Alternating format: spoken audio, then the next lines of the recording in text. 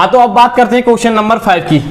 ये क्वेश्चन देख के आपको ऐसा लग रहा होगा कि ऐसा ही क्वेश्चन हमने सॉल्व किया हुआ है। हाँ बिल्कुल, अगर आपने एग्जांपल वाली वीडियो देखी होगी तो सेम टू सेम क्वेश्चन उसमें हमने सॉल्व कराया है, बस उसमें इतना फर्क है कि यहाँ पे तो है 6 की पावर n और एग्जांपल में आपको मैंने सॉल्व कराया था 4 की पावर n वाला, एग्जांपल नंबर 1 ही सॉल्व कराया था। ठीक है, तो वो वीडियो भी आप जरूर जाके देखो, क्योंकि वहां पर मैंने इतने बेहतरीन तरीके से उसको सॉल्व किया है ना, एक एक चीज आपको वहां पर कंसेप्ट मैंने समझाई, स्पेशली एक वीडियो से एग्जाम्पल के ऊपर मैंने दी हुई है, क्योंकि एक बार ये क्वेश्चन सीबीएसई में पूछा गया है। ठीक है, तो अब इस एग्जांपल को भी समझेंगे। क्या कह रहा है कि आपको चेक करना है कि क्या किसी प्राकृतिक संख्या n के लिए कि कोई नेचुरल नंबर है, n जो है यहाँ पे नेचुरल नंबर है, और उसके मान के लिए हमें क्या चेक करना है कि अगर 6 की पावर n का जो अंक है वो शून्य पर समाप्त हो जाए। देखो क्या मतलब है इस चीज का, ये क्या कहना चाह रहा है, देखो कि 6 की पावर n है और जहां n कहां से बिलोंग करती है, आपकी नेचुरल नंबर्स में से। नेचुरल नंबर कहां से स्टार्ट होते हैं, आपके 1 से लेके अनंत तक। ठीक है, प्राकृतिक संख्याएं जिनमें 0 नहीं आती है। क्लियर है। अब बात करते हैं कि यहां पे आपको n की ऐसी वैल्यू रखनी है कि जो संख्या निकल के आएगी उसका अंक, लास्ट का अंक शून्य होना चाहिए। ठीक है, तो एक बात बताओ कि मैं यहाँ इनकी कुछ भी वैल्यू रख सकता हूँ, 6 की पावर 1, 6 की पावर 3, ऐसे कुछ भी कर सकता हूँ और डॉट लिख सकता हूँ। 6 की पावर n, यहाँ पे कुछ भी वैल्यू अनंत तक मैं ले सकता हूँ। कैसे सॉल्व करना है, नहीं करना है। अब बात मुझे बताओ कि अगर मैं इसके फैक्टर करना चाहूँ तो क्या निकल के आएंगे, 2 into 3 निकल के आने वाले हैं। तो यहाँ पे मैंने n लिख दिया, इसका क्या मतलब है 2 into 3 की पावर मैंने 1, इसको क्या लिख सकता हूँ 2 into 3 की पावर 2। ऐसे ही सॉल्व करोगे इनको सारों को। ठीक है, अब दिक्कत ये है कि सर मैं पावर तो कुछ भी रख लूं, लेकिन मेरे जो फैक्टर हैं वो तो 2 into 3 ही आने वाले हैं। चाहे पावर मैं 50 रखूं, 100 रखूं, 500 रखूं, 1000 रखूं, कितनी भी रख लो, उसके फैक्टर तो 2 × 3 में ही चलने वाले हैं।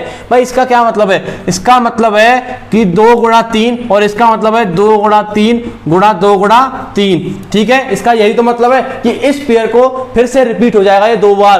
तो अगर 3 होती तो 3 बार रिपीट हो जाता।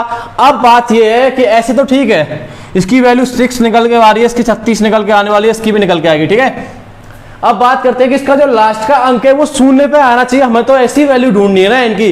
तो मुझे एक बात बताओ, इसके फैक्टर मैंने आपको बता दिया कि आप कुछ भी n की वैल्यू रख लो, फैक्टर इसके 2 ही आएंगे या 3 आएंगे।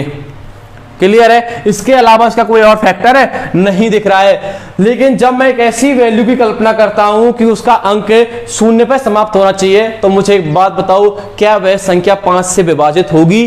5 उसका एक फैक्टर होना चाहिए कि नहीं होना चाहिए? सर बिल्कुल होना चाहिए, क्योंकि अगर संख्या शून्य पर समाप्त होगी तो 5 से कंप्लीटली डिवाइड होगी ही होगी।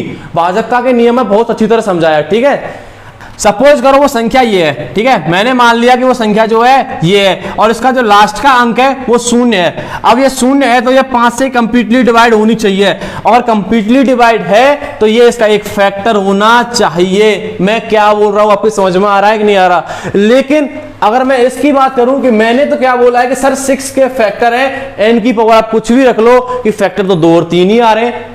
थोड़ा सा अपोजिट बात हो रही है ना कि इसके फैक्टर 2 और 3 ही आने, ये मैंने आपको बता दिया। लेकिन आंसर हमें क्या लेके आना है कि अगर संख्या शून्य पे समाप्त होगी तो कम से कम उसका फैक्टर 5 एक बार तो आना चाहिए।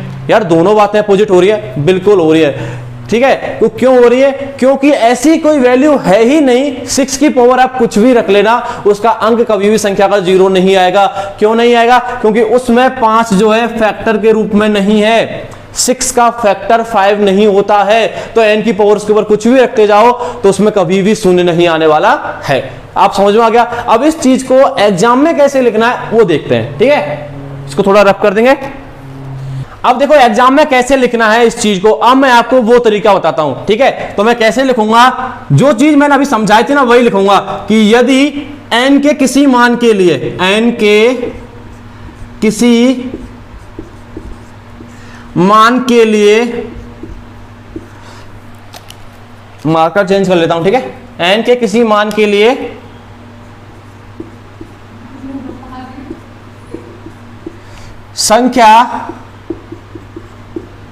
संख्या कौन सी? 6 की पावर n अंक शून्य पर समाप्त होती है, शून्य पर समाप्त होती है। तो अब मुझे बात बताओ, मैंने क्या बताया था, यदि ऐसी कोई संख्या की कल्पना में करता हूं कि अंक उसका जो है शून्य पर समाप्त होता है, तो उसमें कम से कम 5 उसका एक अभाज्य गुणनखंड होनी चाहिए, ठीक है, उसका एक प्राइम फैक्टर होना चाहिए कम से कम एक बार, तो ठीक है। तो मैं क्या लिखूंगा, तो संख्या 6 की पावर n का 5 जो है एक प्राइम फैक्टर या एक अभाज्य गुणनखंड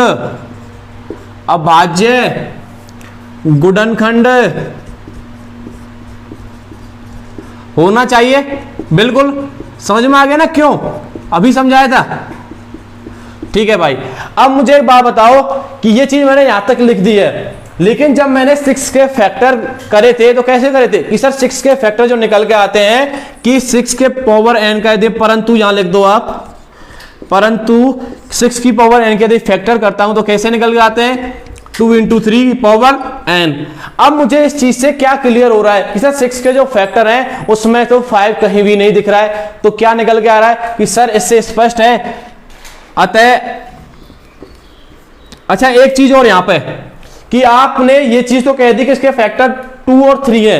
अंकगणित की जो फंडामेंटल थ्योरम है वो इस चीज को क्लियर करती है कि इसके फैक्टर 2 और 3 ही हैं, इसके अलावा और कोई नहीं आएगा। उसमें वहां एक जो वर्ड पढ़ा था अपने अद्वितीय वाला, जब मैं आपको एग्जांपल भी किया था वहां भी मैंने इस चीज को बहुत फोकस किया था कि जो अद्वितीय वाला यूनिक वाला जो वर्ड आपने लिया था वो इसी बात का है कि इसके अलावा और कोई भी फैक्टर नहीं हो सकते, कि 2 और 3 के अलावा इनके एक्सेप्ट यहाँ पे और कोई ही इसके फैक्टर नहीं हो सकते। तो ये चीज उस यूनिक वर्ड से निकल के आती है फंडामेंटल थ्योरम से कि सर इसके जो फैक्टर हैं वो 2 और 3 ही निकल के आने वाले हैं। तो मैं क्या लिखूंगा, अतः अंकगणित की आधारभूत प्रमेय से, अंकगणित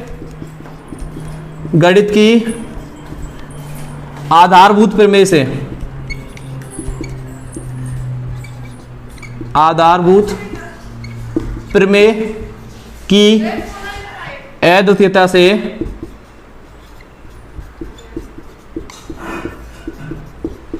स्पष्ट है, क्या स्पष्ट है कि इसमें संख्या 6 की पावर n में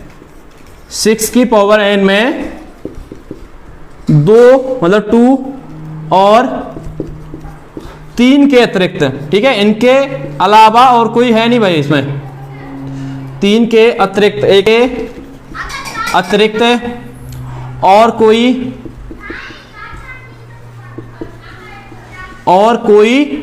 अभाज्य गुणनखंड नहीं है, और कोई इसका फैक्टर नहीं है, अभाज्य गुणनखंड नहीं है। ठीक है, इतना क्लियर हो गया। कैसे क्लियर हुआ कि सर मैंने 6 की पावर n के फैक्टर किए तो मुझे निकल के आएगा उसके फैक्टर 2 और 3 ही है। फिर मुझे फंडामेंटल थ्योरम से पता चलता है कि सर इसके जो फैक्टर है वो 2 और 3 ही होंगे, क्योंकि उसमें हमने एक यूनिक वर्ड पढ़ा था जिससे पता चलता है कि इसके फैक्टर 2 और 3 के अलावा नहीं हो सकते। ठीक है, n के किसी भी मान के लिए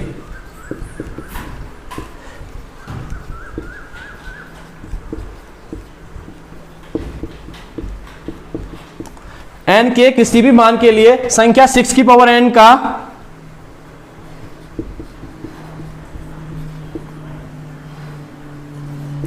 जो अंक है कभी शून्य पर आएगा क्या? नहीं आएगा। का अंक शून्य पर समाप्त नहीं हो सकता।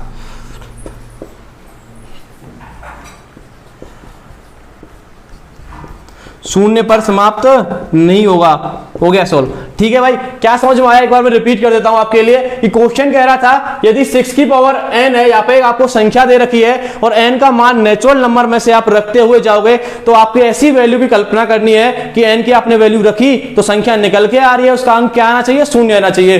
बट हमने क्या बताया आपको कि सर मैंने जब 6 के फैक्टर किए तो उसके फैक्टर में मुझे केवल 2 और 3 ही दिख रहा है। ठीक है, इसके अलावा और कोई फैक्टर नहीं दिख रहा है। तो मैंने क्या बताया आपको कि जब तक अगर मैं ऐसी कल्पना करूंगा कि इसका अंक शून्य पे आ जाएगा तो मुझे कम से कम एक 5 उसका एक फैक्टर आना चाहिए, लेकिन ऐसा तो पॉसिबल ही नहीं है। तो मैंने क्या लिखा, इसलिए n के किसी भी मान के लिए 6 पावर n का अंक जो है कभी भी शून्य पर समाप्त नहीं हो सकता। ऐसा ही सेम आपका एग्जांपल जो है 1 है, जहां पे केवल आपको एक संख्या चेंज की है, यहां 6 की पावर n है और वहां क्या है 4 की पावर n है। ठीक है,